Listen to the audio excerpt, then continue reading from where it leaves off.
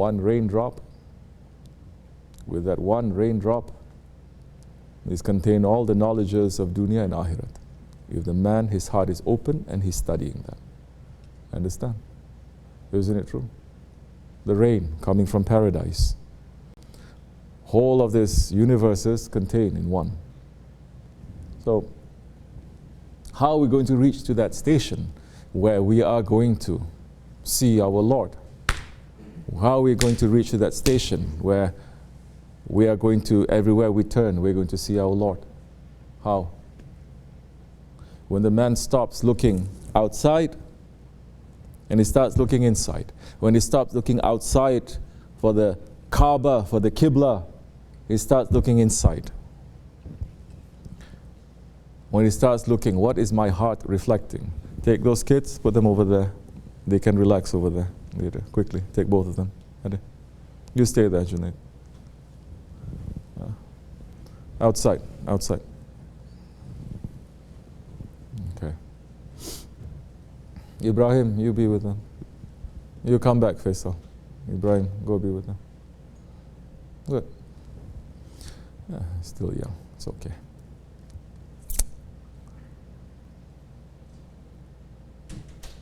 To look inside.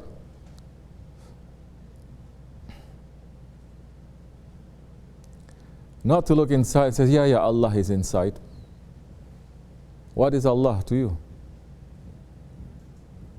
At least you're saying my heart. What is my heart occupying? To know what is there. Remove those things that Allah doesn't like and put those things that Allah likes first. Because these days people entering into tariqat, they just enter, they already think they are saints. And they enter the tariqat to become saints. No. You become a believer, to become a servant to Allah. The one who enters into spirituality to become something is shaitan. And that one day is going to say, you are wrong and I'm right. This order doesn't fit to me. It doesn't fit to logic. It doesn't fit to anything. Why I have to bow down to Adam alayhi salam? Why? But if you enter as a servant, the servant, if Allah is saying bow down to a piece of stone, you're going to bow down to a piece of stone. Isn't the Kaaba a piece of stone? Are we bowing down to it? Yes. But are we saying the Kaaba is our Lord? No, we're bowing down to the Lord of Kaaba. So the one that you're bowing down to, that one is a direction, that one is a Qibla. But because that one thinks himself so high level, meaning if anyone should bow down to anyone, all of creation should bow down to me, Shaitan is saying. Not to Adam alayhi salam, should bow down to me. And everyone's ego has that same characteristic. That's why it is poison for the ego to follow someone, to bow down to that someone, and to say, you know, I don't know. To bow down to someone, not just to bow down to someone to say, I will only follow you if da. I will follow you if you reward me. I will follow you if all these things you're going to give to me. Then what is it? Your spirituality, like your faith, is like a business with your Lord. There are people who are like that. We're not going to say too much. But if you want to become a servant to Allah, the one that Allah loves, and the one that you love Allah subhanahu wa ta'ala, the relationship is completely different. It is not trading. It's not trading. It's not a business. I do this, you do this for me. This is why they're calling tasawwuf always about love. Because with the love, you do crazy things. And with the love, you in serving that one that you love is already enough for you. You don't need anything else. Why Allah is making us to say labaik? Why Allah subhanahu wa ta'ala is making us to say labaik? Here I am. Allah subhanahu wa ta'ala is saying, remember me and I will remember you. You think our remembering of Allah is before Allah's remembering of us? Allah is remembering us, that's why we're remembering Allah subhanahu wa ta'ala. Don't think you're doing a favor to your Lord by worshipping Him.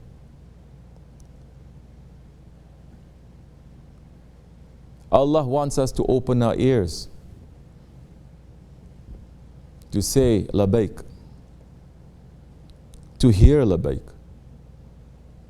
Because Allah subhanahu wa ta'ala has created all of the universes, everything in creation for mankind. For mankind. Everything in creation is saying labbaik to mankind. Here I am at your service. We're saying labbaik to Allah. Can we serve Allah? Does Allah need our worship or our service? No. Who is it that is helping us, supporting us, giving everything to us? Allah subhanahu wa ta'ala. So that reality now of that love, when you say labbaik, to understand, it is not you who is saying. Allah is saying before you even think to say labbaik, Allah is saying, here I am. Here I am. Alastu bi rabbikum. Who is your Lord? Qalu bala. You are. Allah saying, I'm closer to you than a jugular vein. I'm close. I'm there. I'm hearing. I'm all hearing.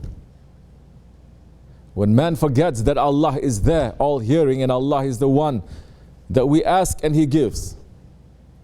When man forgets that, he becomes a lord. He becomes a tyrant.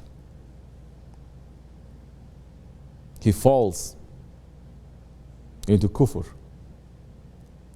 As our Shaykh says, the one who doesn't return the love of his Lord, that one is a kafir.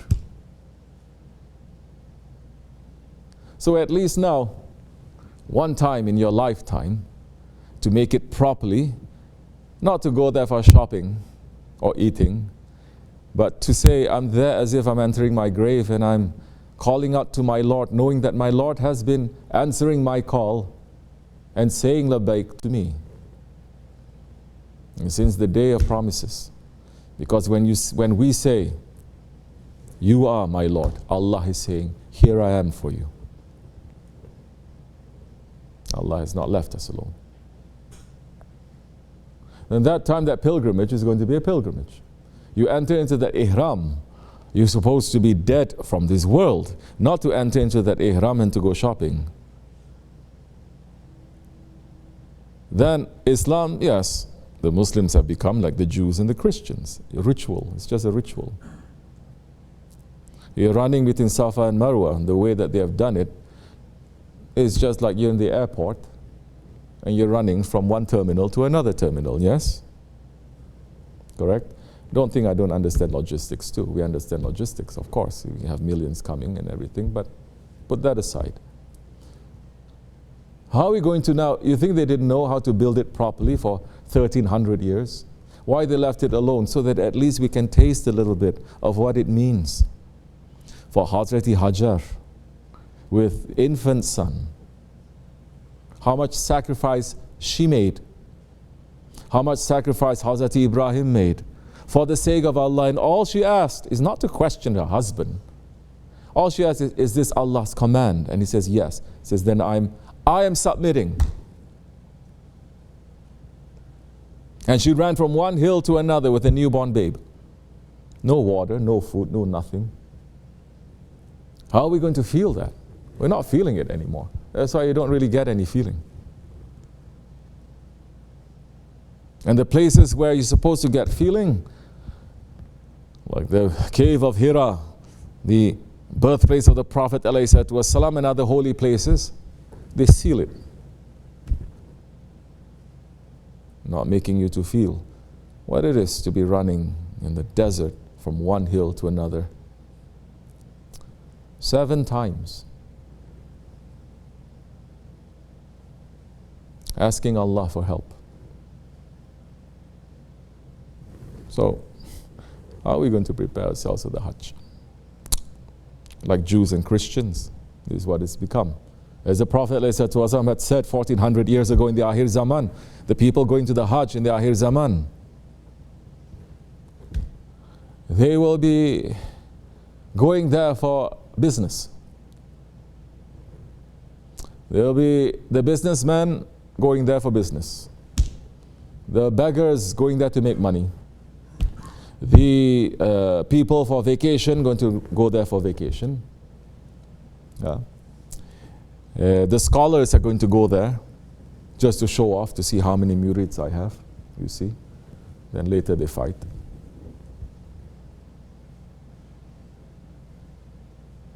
Only a handful are going to go with the desire to leave this world and to be with their Lord. To have some understanding before going for the Hajj, it is important. Because the Hajj, it is the climax, it is the total, most important thing, proving our Iman, our faith in our Islam. If we're not doing that properly, it's no good. Now you can do it physically, which physically they destroyed everything also. You don't get the feelings of it physically. In the old days, people don't need to study so much because physically they are already there. Even if they don't know so much, they experience things there. Because the ground, the place has not been changed so much that the spirit is taken away. Spirit is still there. But in these days, you cannot even have that. Inshallah.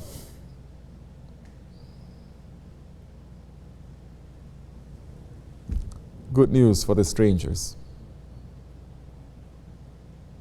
to receive the salams of our Prophet, inshallah. This is advice. Advice. This is sohbat. Prophets, they give advice. The sheikhs, they give sohbat. I'm just repeating certain things that my sheikh had said for us to be very aware of what is happening in our hearts. Because the one, imagine how sad and angry and disappointing when you know someone who's claiming that they love you and they're in your presence and they're not interested in you. They're interested in something else, someone else. They don't want to be there with you. Imagine going to the Kaaba and we're not asking for the Lord of the Kaaba. We're asking for something else. Inshallah, may Allah accept our intention properly, if it's good for us to go.